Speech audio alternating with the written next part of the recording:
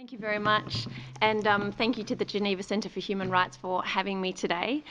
I don't think anyone here needs me to highlight the standard stereotypes there are about Muslim and Arab women that abound throughout the world. The standard stereotype of the Muslim and Arab woman is that she is a mute, submissive victim or a robot, permanently cowering to her overbearing husband or religion or father.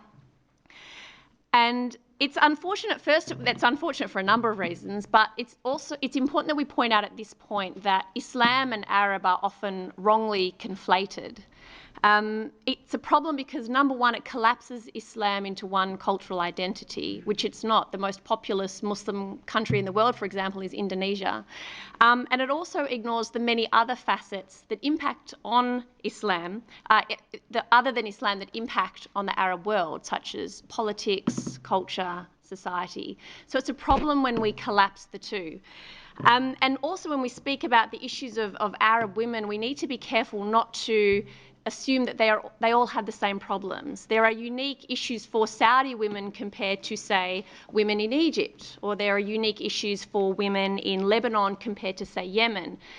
So being aware of all these important nuances and distinctions, however, it still needs to be acknowledged that the vast majority, at 93% of the Middle East, is Muslim. And so in saying that, it is important that in this discussion on Arab women and myths and stereotypes, that we do look at the way Islam does impact on this discussion and the role that it can play, the role that it does play.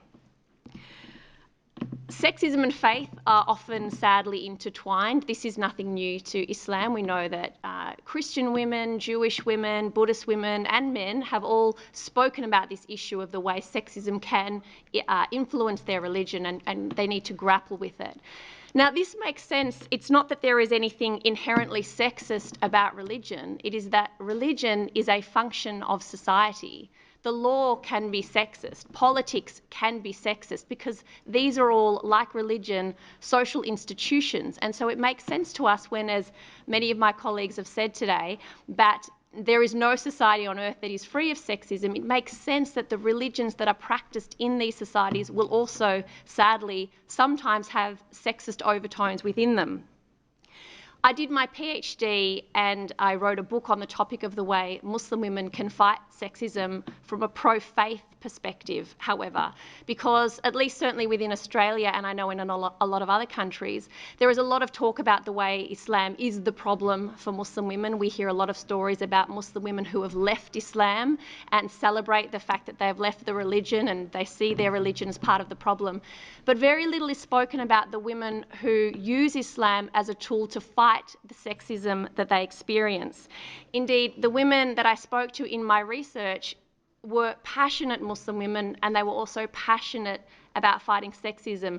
And far from seeing their religion as the problem or the cause of the sexism they faced, they actually saw fighting sexism as a religious obligation. They saw the fight against sexism and misogyny as something that they were commanded to do religiously. Now, this is obviously only one of many options. There are some Muslim women who don't want to use a religious framework to fight sexism, and that's entirely appropriate. And it's also important to keep in mind that not every issue of sexism we see in the Arab world is a function of religion. Politics, poverty, class, all of these other things can play a role, and so we need to be careful about not assuming or forcing a religious solution onto every sexist situation we see. But that being said, my research suggests that when Muslim women do choose to use their religion as the tool to fight sexism, it often has a lot of social currency. And this is particularly important in communities that can feel that fighting sexism may be something that is foreign or imperialist or colonialist or feminist. And if it's something that they feel suspicious about or uneasy about, these arguments being framed in religious terms helps these arguments and these practices have a social cohesion that other different styles or different approaches don't always have.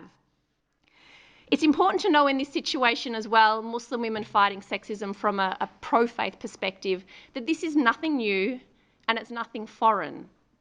This is not something that is only happening now because Muslim women have been enlightened by the West.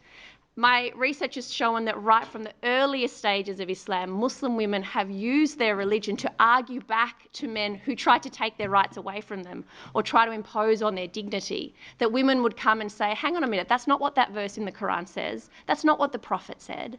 And so they would use these arguments right from the early stage of Islam and then throughout history to try to fight the sexism they experience. This is important not just for people outside of the Muslim community to know, but also within the Muslim community to know. Because as I said, there is this perspective that fighting sexism is something that is foreign or is something that only has come from imperial sources or outside or the West. So this history can be very useful if it's made known that this isn't something that is novel or foreign or new, but this is something that is actually inherent to Muslim women's lives from the earliest days.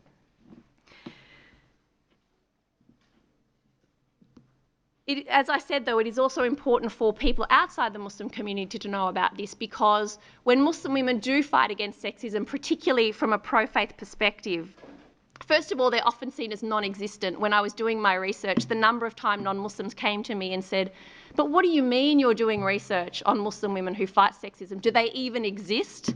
And when I told them about them, they assumed that they must have left Islam or that their husbands were opposing what they did. They didn't actually believe that this was a flourishing practice in many Muslim communities throughout the world. Or they assume that these women are confused, that they're suffering from Stockholm syndrome, and most importantly, that they just need to be rescued. If they knew the alternatives outside of Islam, then of course that would be what they wanted to go to. And it's so important that we try to break down these very sadly long-standing attitudes.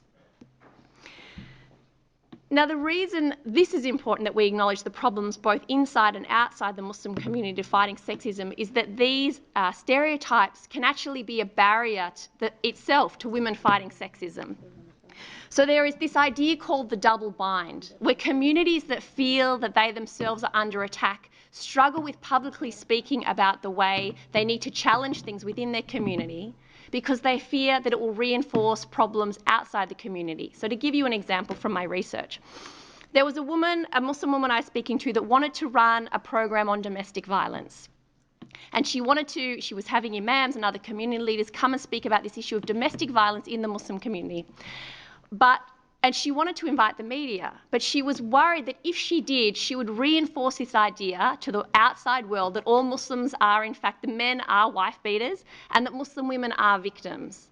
And so what should she do? Should she speak about it openly and reinforce this negative stereotype?